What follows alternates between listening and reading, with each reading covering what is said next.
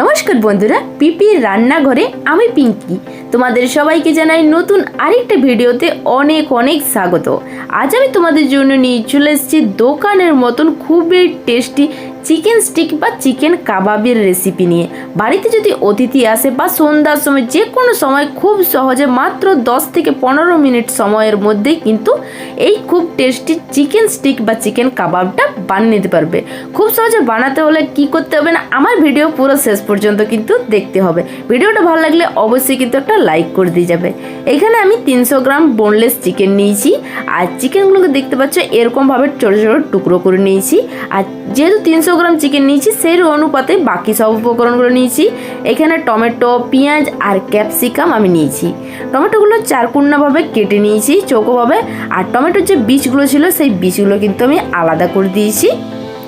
এবার এদিকে পেঁয়াজ নিয়েছি, পেঁয়াজটাকেও দেখতে পাচ্ছি এরকমভাবে কেটে নিয়েছি, আর পেঁয়াজটা আমি প্রত্যেকটা পাতায় ছাড়িয়ে নিয়েছি। এখানে নিয়েছি ক্যাপসিকামেরও বীজগুলো ফেলে দিয়েছি আর এরকমভাবে কেটে নিয়েছি। এবার নিয়েছি এখানে আমি ছোট ছোট টুথপিক। এবার চিকেনে দিয়ে দিচ্ছি রসুন আদা বাটা 1 চামচ, ধনের গুঁড়ো দিয়ে দিচ্ছি এখানে 1 চামচ, হাফ চামচ দিয়ে দিচ্ছি জিরের গুঁড়ো, হাফ চামচ দিয়ে দিচ্ছি এখানে হলুদের গুঁড়ো, হাফ চামচ দিয়ে দিচ্ছি লঙ্কার গুঁড়ো, হাফ চামচ দিয়ে দিচ্ছি গোলমরিচের গুঁড়ো, 1 চামচ দিয়ে দিচ্ছি গরম মশলার গুঁড়ো। এবার দিয়ে দেবো স্বাদ মতো নুনটা নিজেদের স্বাদ অনুযায়ী কম বেশি করে নিতে পারো। এবার দিয়ে দিচ্ছি সরষার তেল, আমি এখানে অনেকটাই কিন্তু সরষার তেল দিচ্ছি। আমি এখানে 5-10 মতন কিন্তু সরষার তেল দিয়েছি। তেল দিয়ে খুব ভালো করে চিকেনটাকে নাড়ে চাড়িয়ে মিশিয়ে নেবো এখন। আর চিকেনটাতে যাতে ভালো করে মশলা ঢুকে যায় তার জন্য কিন্তু চিকেনটাকে আমি রেস্টে রেখে দেবো 5 মিনিটের মতন ঢাকা দিয়ে। 5 মিনিট বাদে চলো ফিরে আসছি। ফিরে এলাম 5 মিনিট বাদে। চিকেনটাকে আবারও খুব ভালো করে একবার নাড়ে চাড়িয়ে মিশিয়ে দেবো। তারপরে এখানে নিয়ে নেবো একটা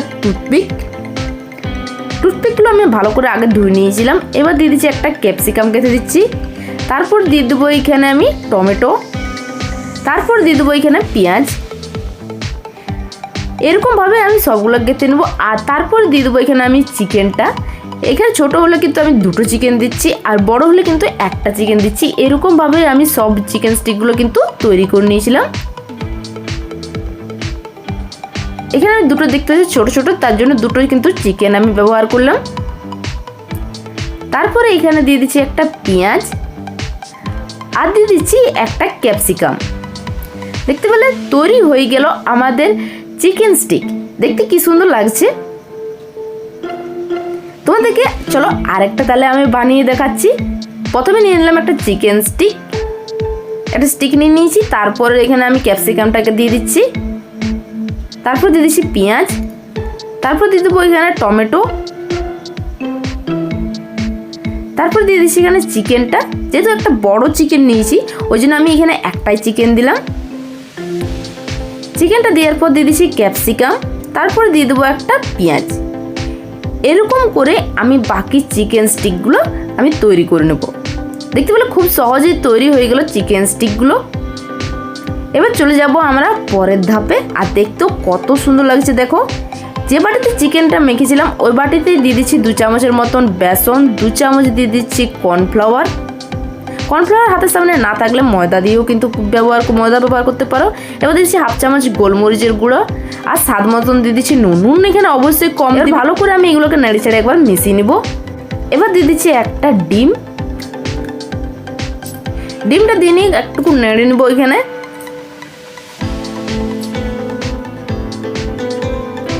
নেড়ে নিয়েছি। এবার অল্প অল্প পানি দিয়ে আমরা একটা ব্যাটার তৈরি করে নেব। আর আমরা যে ব্যাটারটা তৈরি করছি সেই ব্যাটারটা দেখতে পাচ্ছ বেশি ঘনও হবে না আর বেশি পাতলাও হবে না। দেখতে পাচ্ছ এরকম কিন্তু তোমরা ব্যাটারটা তৈরি করে নেবে। এবার একটা চিকেন স্টিক নেব, ভালো করে এখানে ব্যাটারে আমি কোট করে নিচ্ছি। তারপর দিয়ে দেবো মিডিয়াম আঁচে বসানো তেলের জন্য। তার জন্য এখানে আমি তেল গরম হতে দিয়েছিলাম। গ্যাসের আঁচটা মিডিয়াম টু লোয়ে করে নিয়ে আমি এক এক করে এবার চিকেন স্টিকগুলো দিয়ে দিচ্ছি।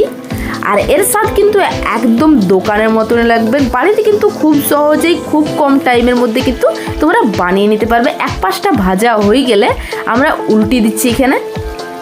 আর এরকমভাবে যদি তোমরা একটু সময় নিয়ে ভাজো, গ্যাসের আঁচটা লোতে রেখে, লো টু মিডিয়াম রেখে, তাহলে চিকেনটা কিন্তু আগে কালার চলে আসবে না আর খুব সুন্দরভাবে কিন্তু সিদ্ধ হয়ে যাবে। বেশি আঁচে ভাজলে কিন্তু চিকেনটা পুড়ে যাওয়ার চান্স থাকে আর চিকেনটাও এখানে সিদ্ধও হবে না। দুপাশটায় আমি ভেজে নিয়েছি। আমি এখানে মোটামুটি 7-8 মিনিট সময় ধরে ভেজে নিয়েছি। এবার আমি চিকেনগুলোকে তুলে নিচ্ছি। এরকমভাবে আমি বাকি চিকেন স্টিকগুলোকেও ভেজে নেব। বাড়িতে অবশ্যই কিন্তু একবার হলেও ট্রাই করবে এরকমভাবে চিকেন স্টিক। তাহলে কত সহজে কিন্তু তৈরি হয়ে গেল আমাদের এই চিকেন স্টিক বা চিকেন কাবাব। বাড়িতে অবশ্যই একবার বানাবে। যদি বানাও তাহলে আমার কমেন্ট বক্সে জানাবে যে তোমাদের রান্নাটা কীরকম হয়েছিল। আর ভিডিওটি যদি ভালো লাগে তাহলে বন্ধু এবং পরিবারের সাথে শেয়ার করবে এবং একটা লাইক করে দিয়ে যাবে। লাইক একদম ফ্রি, তোমরা অবশ্যই একটা কিন্তু লাইক করে দিয়ে যাবে।